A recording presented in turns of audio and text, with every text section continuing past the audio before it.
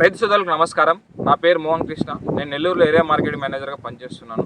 ఈరోజు మనం నాణ్యవాడి నుండి రైతు పొలం దగ్గర ఉన్నాం. దాని యొక్క పనితీరు గురించి, దానిలో యొక్క అనుభవాల గురించి రైతు మాటల్లో తెలుసుకునే ప్రయత్నం చేద్దాం.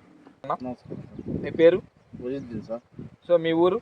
ఆత్మూరు సార్. సో మీరు నాణ్య యూరియా వాడారు కదా, దాని యొక్క పనితీరు గురించి మన రైతులకు మీ మాటల్లో తెలియజేయండి. సార్ నేనేమంటే గోమార పోయినా సార్, ఈరే వేయమన్నాను. ఈరే లేదని చెప్పారు సార్ గోపి సారు. అవును నాణ్యత తీసుకుని పోయి నాణ్యత ఈరే వాడనని చెప్పారు. నేనేమంటే నాకు అది పని చేసి సార్, నాకు మామూలు ఈరే ఉంటే ఇండే లేకుంటే లేదని చెప్పినాను. లేదు మా మీద నమ్మకం పెట్టుకుని తీసుకుని వాడే పని వాడి చూడును బాగా పనిచేస్తుందని చెప్పాడు. చెప్పేవరకు నేనేమంటే అది తీసుకొచ్చి వాడినాను. దాంట్లో ఏమంటే మార్పు వచ్చింది సార్.